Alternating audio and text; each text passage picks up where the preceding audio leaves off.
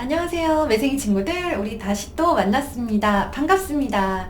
오늘은요, 교재 어디를 봐야 되냐면, 진짜 공부 1단계라고 나와 있는 곳을 펼치세요. 그곳에 보면요, 제목을 다 같이 읽어볼까요? 내 공부 주인을 찾습니다. 뭘 찾는다고요? 주인? 네. 이상하지 않나요? 공부에 주인이 있을까요? 공부? 공부는 그냥 공부 아닌가요? 공부의 주인을 찾아야 돼요. 공부를 시작하려면 선생님, 문제집을 펴서 문제를 풀어야죠. 왜 갑자기 주인을 찾고 그러세요? 라고 생각하는데요.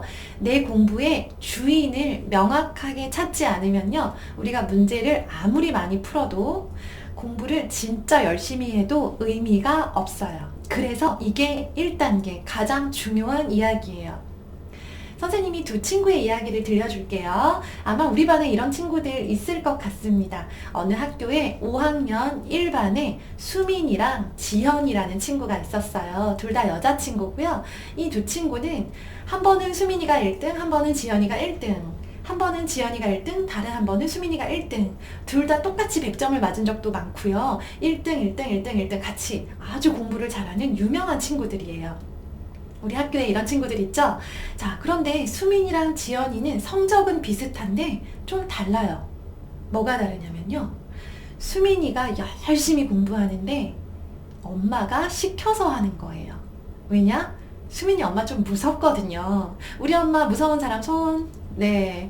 아마 우리 집에도 무서운 엄마가 있는 집이 있을 텐데요. 수민이 엄마가 바로 딱 그런 스타일이에요.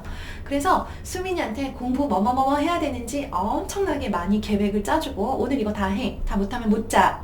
라고 말씀하시고요. 수민이가 하고 싶든 하고 싶지 않든 상관없이 수민이가 필요하다라고 생각되는 학원에 무조건 등록해서 무조건 가. 하고 학원에서 숙제를 받아오면 오늘 이거 다 할 때까지 못 자. 해서 12시, 1시까지 숙제를 하고 공부를 해요. 그러니까 1등을 할 수밖에 없죠. 100점을 맞을 수 있어요. 그쵸? 그런데 수민이에게는 간절한 소원이 있어요. 우리 엄마 아빠가 일주일 넘게 외국에 여행 가게 해주세요 라고 바래요. 엄마가 안 계시기만 하면 수민이는 공부를 절대 하지 않거든요.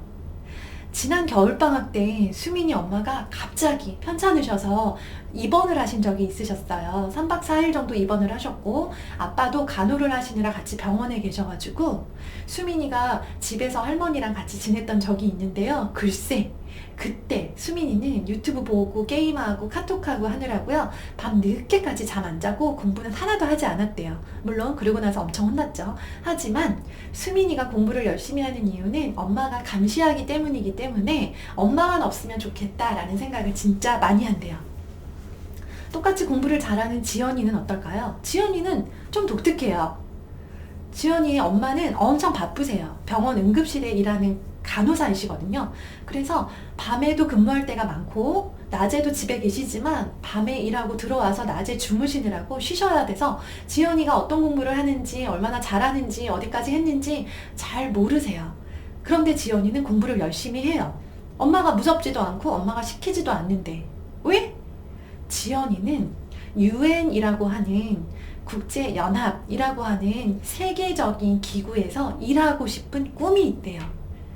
누가 알려준 꿈이 아니고요. 누가 이렇게 하면 좋아 라고 권유한 것도 아니고 지연이가 혼자 책을 보다가 UN이라는 곳을 알게 됐고 그곳에서 일하면 어떤 걸 할 수 있구나 라는 걸 스스로 알게 돼서 그때부터 굉장히 열심히 UN에 들어가는 걸 목표로 공부하는 거예요.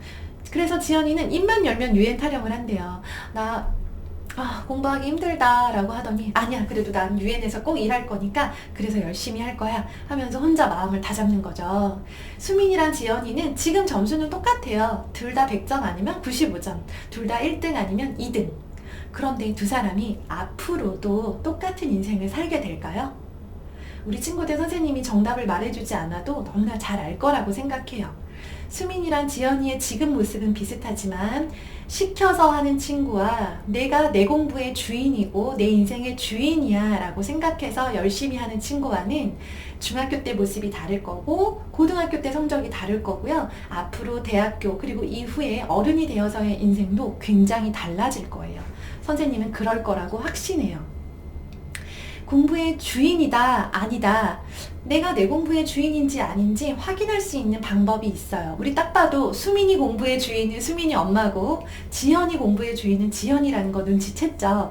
그러면 우리 친구들한테 물어볼게요. 우리 친구들, 매생이 친구들의 주인, 공부의 주인은 누구예요? 선생님, 제 공부니까 당연히 제가 주인이죠? 라고 당당하게 말할 수 있는 친구 있나요? 자, 주인이 어떤 특징을 가지는지 몇 가지 알려줄게요. 이걸 보면서 지금 내 공부의 주인이 누구인가를 한번 생각해 보세요. 첫 번째, 내 공부에 대해서 가장 많이 알아보고 있고 가장 많이 열심히 계획을 짜고 공부를 어디부터 어디까지 할 건지 미리 계획해서 공부 분량을 정하는 사람이 누구인가? 아마 엄마일 거예요. 그쵸? 네, 그러면 주인은 엄마인가요? 불안한 마음으로 두 번째 기준 생각해 보겠습니다. 열심히 하는 것도 하는 거지만 공부를 이렇게 열심히 해서 잘했어요. 잘했을 때 가장 기뻐할 사람이 누구일까요? 내가 100점을 맞으면 누가 가장 기쁠까요? 당연히 주인이 가장 기뻐야 되는데 아마 나보다도 우리 엄마, 아빠, 할머니, 할아버지도 만만치 않게 기뻐하실 거예요. 그럼 그분들의 공부인가요? 좀 수상하죠, 그쵸? 자, 세 번째 기준 소개해 줄게요. 이 공부를 잘했을 때 좋은 일이 생기는 거. 이 공부를 열심히 잘했을 때 영화를 볼 수 있다거나 아니면 아빠가 바라던 태블릿 PC를 사주신다거나 하는 일들이 일어나는 그 주인공이 누구일까를 생각을 해보세요. 혹시 내가 공부를 열심히 잘하면 엄마가 갑자기 가방을 사시나요? 혹은 아빠가 차를 새 차로 바꾸시나요? 그건 아니죠. 네. 그런데 때로는 그런 것 같기도 해요. 그렇다면 주인은 정확히 누구일까? 또 헷갈리죠. 자, 결정적인 기준이 네 번째에 있습니다. 이 공부의 주인이 누구인지를 확인할 수 있는 가장 결정적인 단서. 이 공부에 열심히 해서 결과가 나오고 나면 그 결과에 따라서 인생이 달라지는 사람은 누구일까요? 네. 공부를 잘해서 좋은 성적을 받고 내가 원하던 학교에 입학을 하고 원하던 직업을 갖게 되면 그 모든 결과에 따라서 인생이 좋아지거나 나빠지는 것, 바라던 대로 이루어지거나 바라던 걸 이룰 수 없는 것, 이것들 사이에서 이 모든 것들이 인생을 달라지게 만드는 주인공은 바로 누구죠? 내 공부 결과가 우리 할머니의 인생을 달라지게 하나요? 내 성적이 우리 아빠 인생을 달라지게 하나요? 어느 정도는 달라지게 할 수 있겠죠. 좀 더 기분이 좋거나 나쁘거나 그 정도예요. 내 공부 결과를 가지고 인생이 완전히 달라질 수 있는 사람은 오직 한 사람, 지구에서 딱 한 사람, 나밖에 없어요. 그래서 내 공부의 주인은 누구다? 그렇죠. 그래서 나예요. 우리 친구들 가만 생각해 보세요. 내 공부의 주인은 내가 분명한데 내가 주인처럼 그렇게 주인 모습으로 살고 있는가? 진짜 주인은 어떤 모습으로 살아야 되는가? 내가 공부의 주인이 맞다면 나는 앞으로 이 공부를 어떻게 해가야 되는가에 대해서는 다음 시간에 설명해 주도록 하겠습니다.